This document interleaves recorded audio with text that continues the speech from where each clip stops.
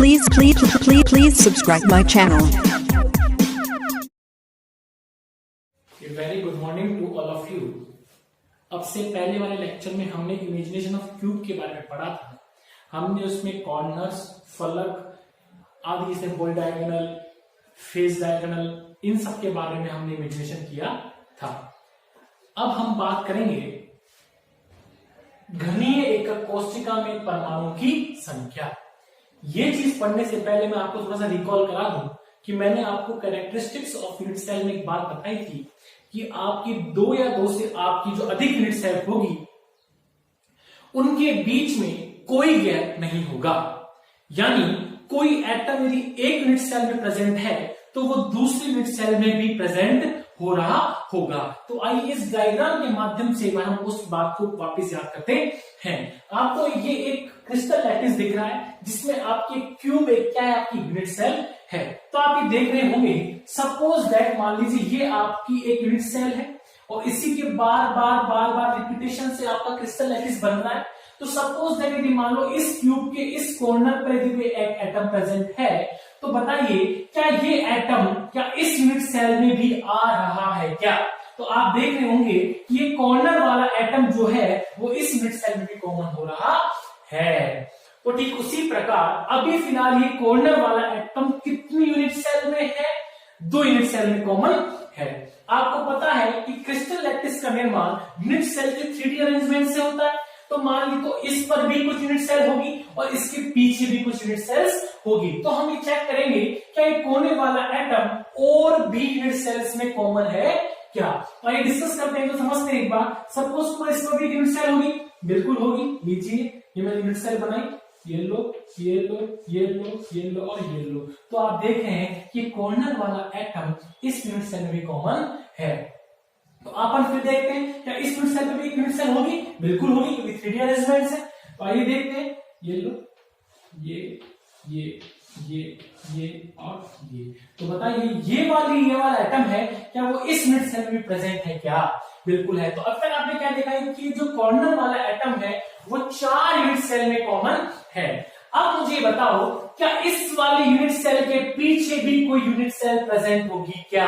जो बोर्ड पे दिखाना पॉसिबल नहीं है। तो एक बार हम इस क्यूब के माध्यम से आपको समझने का प्रयास करते हैं कि कॉर्नर वाला एटम कितने और यूनिट सेल में कॉमन है।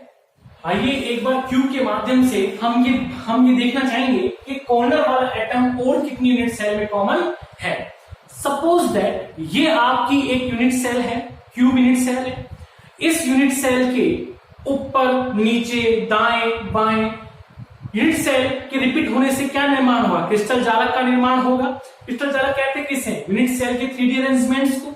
वो क्या होता है? आपका क्रिस्टल जालक होता है। तो मुझे ये बताओ, सपोज दैट ये आपका कॉर्नर वाला एटम मैंने इसको लिया, तो मैं देखना चाहूंगा कि क्रिस्टल जालक आपका बना, इसके बाद एस यूनिट सेल के बार बार रिपीटेशन से आपका क्रिस्टल जालक बना।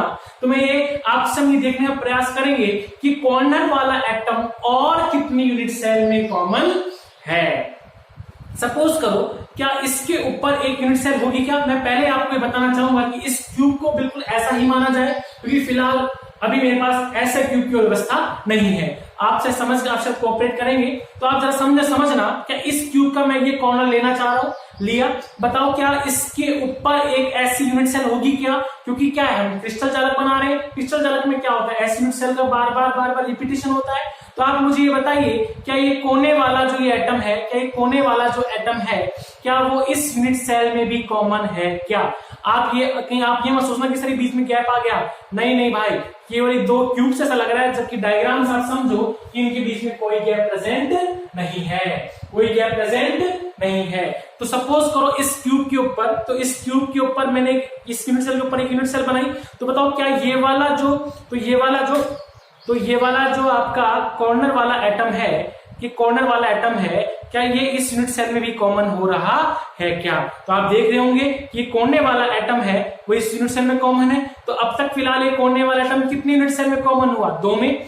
आपको पता है कि क्रिस्टल लैटिस में बार बार यूनिट सेल का रीअरेंजमेंट होना है तो एक यूनिट सेल आपकी यहां भी होगी। तो बताइए कोने वाला एटम क्या अब इस यूनिट सेल में कॉमन हो गया क्या? कितने में हुआ? 3 में। तो बताओ एक यूनिट सेल इस वाली यूनिट सेल के ऊपर भी होगी जो कुछ इस प्रकार दिख रही होगी ऐसे। तो बताइए क्या आपका ये कोने वाला एटम क्या इस वाली यूनिट सेल में कॉमन हो गया क्या? बिल्कुल हो गया। तो बताइए अब तक ये कोने वाला एटम कितने में डिवाइड हुआ? 4 में।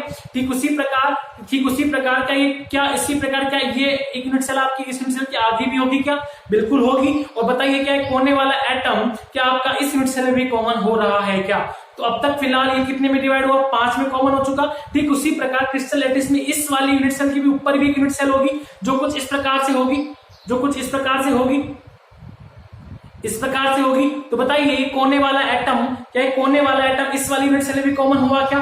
कितने में कॉमन हुआ? 6 में। ठीक उसी प्रकार जब अभी हमने थोड़ी देर पहले हमने ये वाली व्यवस्था पढ़ी थी तो ठीक उसी प्रकार इस वाली यूनिट सेल के आगे भी ऐसी कुछ यूनिट सेल होगी जो इसमें भी देखो ये कोने वाला एटम इसमें कॉमन है क्या? बिल्कुल है। कितने में? 7 में। और ठीक उसी प्रकार इस वाली यूनिट सेल के ऊपर भी एक यूनिट सेल ऐसी होगी। तो ये देखिए तो बताइए कि कोने वाला एटम क्या इस वाली यूनिट सेल में भी कॉमन है क्या?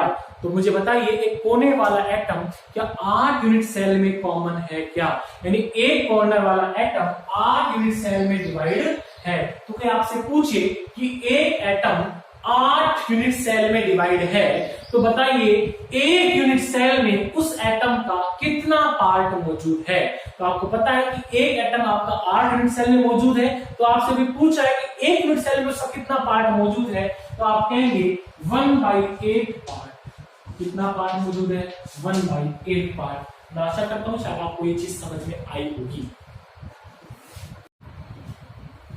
कॉर्नर वाले एटम के बाद अब हम बात करते हैं जो फेस पर जो एटम प्रेजेंट होता है वो और कितने यूनिट सेल्स में कॉमन होता है।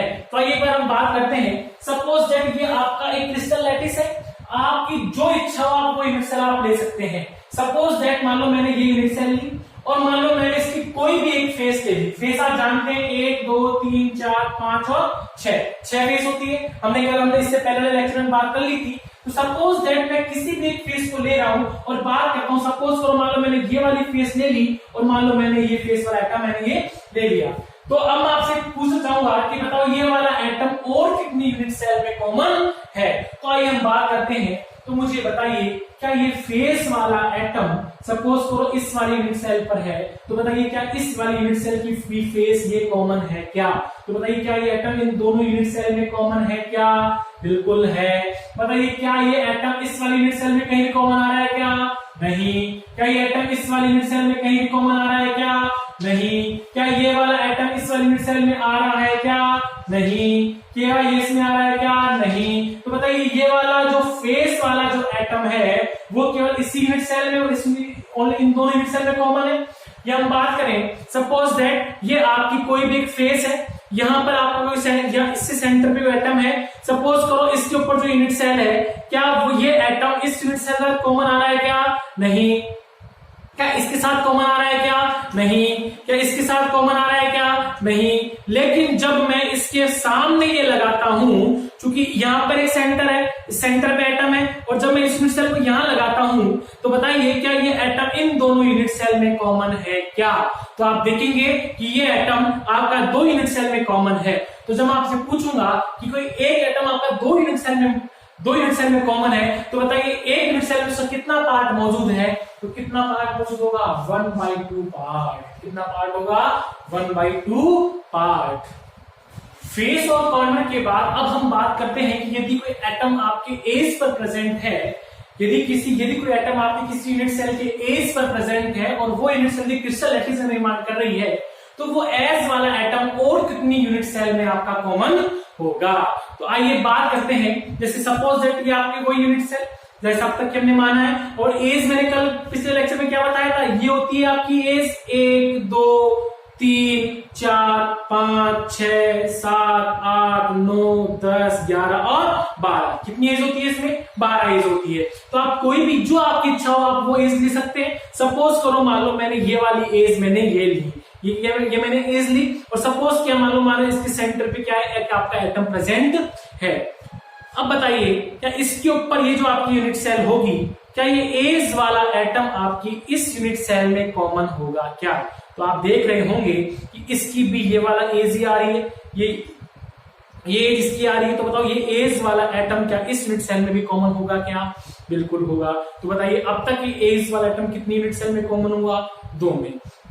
ठीक उसी प्रकार ये एज आप चूंकि आपको जानते हो कि क्रिस्टल लैटिस तो बार बार रिपीटेशन से बन रहा है, तो बताइए एक यूनिट सेल इसके आगे आई, तो बताइए ये एज वाला एटम क्या ये एज वाला एटम क्या इस वाली यूनिट सेल में भी कॉमन है क्या? तो बताइए एज वाला एटम कितने में कॉमन हो गया? 3 में। ठीक उसी प्रकार एक यूनिट सेल मान लो यदि इसके ऊपर प्रेजेंट हुई, तो बताइए एज वाला एटम क्या इस वाली यूनिट सेल में भी कॉमन है क्या? तो बताइए एक एज वाला एटम कितनी यूनिट सेल में कॉमन हो गया? 4 में। तो मैं आपसे पूछना चाहूंगा कि यदि एक एज वाला एटम 4 यूनिट सेल में प्रेजेंट है, तो बताइए उस वाले एटम का एक यूनिट सेल में कितना पार्ट मौजूद होगा? तो आप कहेंगे 1/4 पार्ट। कितना पार्ट होगा?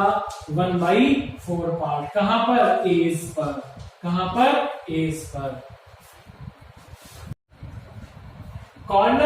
कॉर्नर, फेस और एज के बाद यदि हम बात करते हैं, यदि मान लो कोई एटम यदि आपका कोई फेस डायगोनल पे प्रेजेंट है, तो वो एटम कितनी यूनिट सेल में डिवाइड होगा या कॉमन होगा? आप सभी जानते हैं कि आपकी फेस है और फेस पर जो प्रेजेंट आपका डायगोनल होता है, विकर्ण होता है, उसे आप फेस डायगोनल कहते हैं। तो आपको पता है कि एक फेस पर कितने डायगोनल होते हैं? 1 और दूसरा 2। सपोज करो ये आपका एक डायगोनल है, इस पर मान लो कोई एटम आपका प्रेजेंट है, तो बताइए क्या आप सपोज करो इसके आगे एक यूनिट सेल है, बिल्कुल ऐसी की ऐसी यूनिट सेल है, मैं बार बार आपको कह रहा हूं किसी छोटा नाम माने, बिल्कुल इसको एज इट इज ये वाला क्यूब माने, ऐसे यूनिट सेल माने। तो बताइए ये आपका फेस डायगोनल पर जो आपका क्यूब है, आपका जो फेस डायगोनल पे जो आपका एटम है, क्या वो जब इस प्रकार की आप यूनिट सेल अरेंज होगी, तो क्या वो भी आपका इस वाली यूनिट सेल में भी कॉमन होगा क्या? आपको नॉर्मल सी बात हम पहले भी पढ़ चुके हैं, यदि आपका कोई फेस पे कोई आपका एटम प्रेजेंट है तो वो केवल 2 यूनिट सेल में कॉमन होगा। तो ठीक उसी प्रकार यदि आपको जो कि फेस पर भी आपके 2 डायगोनल हैं, उन पर कोई एटम प्रेजेंट है, तो वो भी क्या होंगे? तो वो भी आपके 2 ही यूनिट सेल में कॉमन होंगे। तो मैं वही क्वेश्चन आपसे रिपीट क्वेश्चन, यदि आपका कोई एक एटम आपका 2 यूनिट सेल में प्रेजेंट है, तो बताइए उसका कितना पार्ट 1 यूनिट सेल में प्रेजेंट होगा? तो वही बात, यदि आपका फेस डायगोनल पर आपका कोई एटम प्रेजेंट है, तो एक यूनिट सेल में उसका कितना पार्ट मौजूद होगा? 1/2 पार्ट।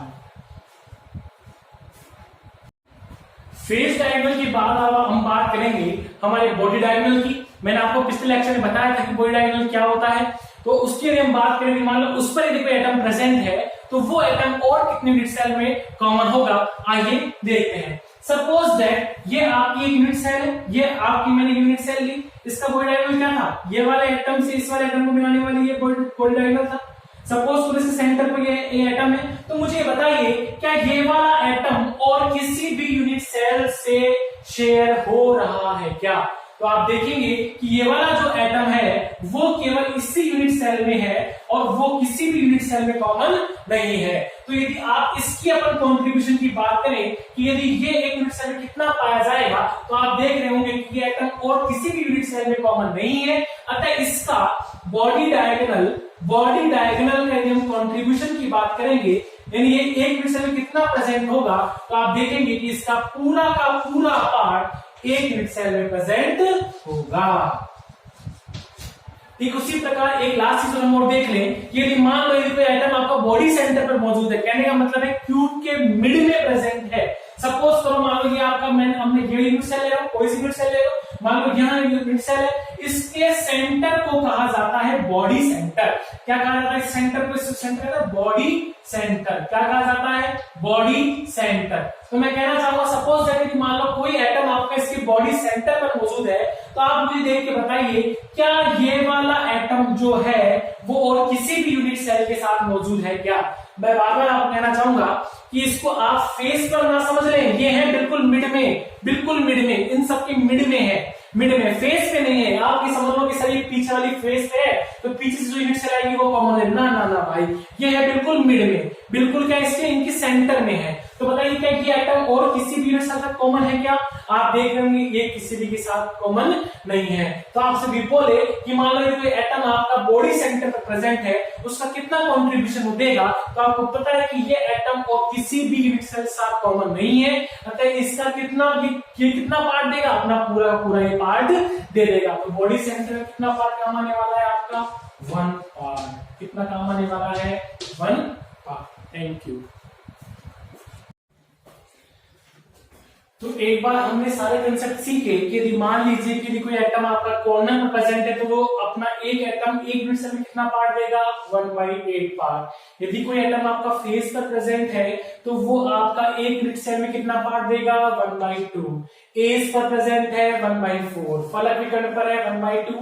काय विकर्ण पर है 1 और काय केंद्रित बॉडी सेंटर पर है तो वो देगा आपका एक एटम का आपका पूरा का पूरा कंट्रीब्यूट कर लेगा। अभी जो फिलहाल हमने कंसेप्ट सीखे उसके बेस पर एक न्यूमेरिकल हम देखते हैं। क्वेश्चन है, प्रति यूनिट सेल में परमाणु की संख्या ज्ञात करो यदि ये अवयवी कण घन के प्रत्येक कोने पर, कहां पर? प्रत्येक कोने पर, प्रत्येक फलक के केंद्र पर तथा प्रत्येक किनारे के केंद्र पर उपस्थित होते हैं। तो हम सबको पता है, आइए हम इसको हम सोल्व करने का प्रयास करते हैं। सबसे पहले वो क्या बोल रहा है कि जो आपके अवयवी कण है वो कहां उपस्थित है? घन के प्रत्येक कोने पर प्रेजेंट है। कहां प्रेजेंट है भाई? देख लो एक बार, आराम से क्वेश्चन सॉल्व करो, बहुत इजी क्वेश्चन है भाई ये, आराम से हटाओ भाई। पहले क्या बोल रहा है बताओ? घन के कितने कोने हैं? 1 2 3 4 5 6 7 और 8। कितने कोने हैं? 8।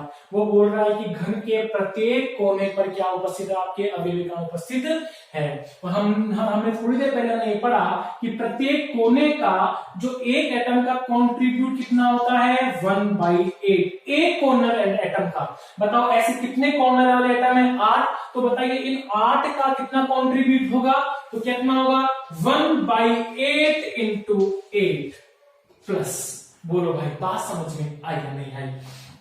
फिर बोल रहा है वो प्रत्येक फलक के केंद्र पर, फलक क्या होती है आपकी? ये वाली फलक का केंद्र ये हुआ 5 और 6। अभी आपने थोड़ी देर पहले पढ़ा था कि एक फलक जो आपका एक फलक पर जो एटम होता है वो कितनी यूनिट सेल में कॉमन होता है? 2 में। तो बताइए कितना पार्ट आता है? 1/2। और बताइए कितनी फलक पे एटम प्रेजेंट है आपकी? 6 पे। 1 2 3 4 5 और 6 प्लस। फिर वो बोल रहा है प्रत्येक किनारे के केंद्र पर उपस्थित होते हैं। किनारे कितने होते हैं भाई? 12। 1 2 3 4 5 6 7 8 9 10 11 और 12। अब बताइए इन किनारों का कितना पार्ट काम आता है यूनिट सेल? 1/4। थोड़ी देर पहले पढ़ा हमने। और कितने किनारे हैं आपके? 12 के 12 करो भाई। 8 एकम 8 2 6 4 दिया 12। कितने एटम आ गए? 3 3 6 1 7। कितने एटम आए? 7 एटम पर यूनिट सेल। कितने एटम आए? 7 एटम पर यूनिट सेल। बोलो भाई।